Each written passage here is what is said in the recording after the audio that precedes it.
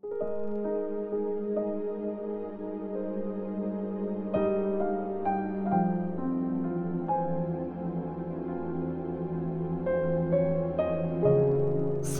John chapter 1. Dear Gaius, na talagang mahal ko, galing ito sa leader ng church. Mahal kong kaibigan, pinagpipray ko na maayos ang lagay mo at maganda ang health mo, kagaya ng spiritual life mo. Ang saya-saya ko nung dumating ang ilang mga kapatid at binalita nila sa akin kung gaano ka katapat sa katotohanan na talagang sinusunod mo. Wala nang ibang magpapasaya sa akin kundi ang marinig ko na namumuhay sa katotohanan ang mga anak ko. Pinuri si Gaius. Mahal kong kaibigan, napakatapat mo sa pagsaserve sa mga kapatid natin sa faith, kahit na taga-ibang lugar pa sila. Binalita nila dito sa church ang tungkol sa pagmamahal mo. Pakiasi sila sa biyahe nila sa paraang matutuwa ang Diyos. Kasi naglakbay sila para mag-serve kay Christ at di sila tumanggap ng kahit anong tulong galing sa mga hindi naniniwala sa Diyos.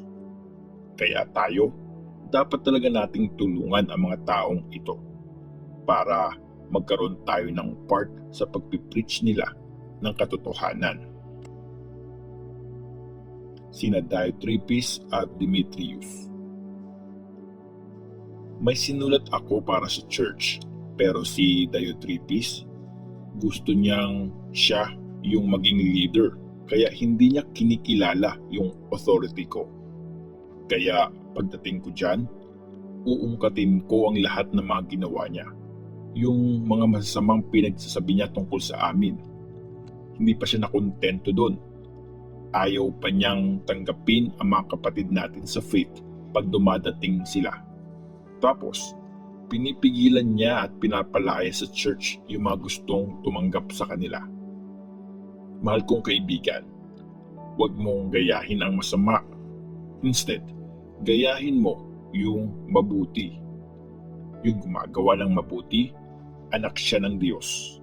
Pero yung gumagawa ng masama, hindi pa niya nakikilala ang Diyos. Maganda ang sinasabi ng lahat tungkol kay Demetrius at yan talaga ang totoo. Maganda rin ang sasabihin namin tungkol sa kanya at alam mong totoo ang mga sinasabi namin. Mga huling greetings. Marami pa akong gustong sabihin sa iyo pero hindi ko na yun isusulat. Sana magkita tayo soon at makapag-usap tayo ng personal. Peace be with you. Kinukumusta ka ng mga kaibigan natin dito. Hello sa mga kaibigan natin dyan. Kumusta na lang sa lahat.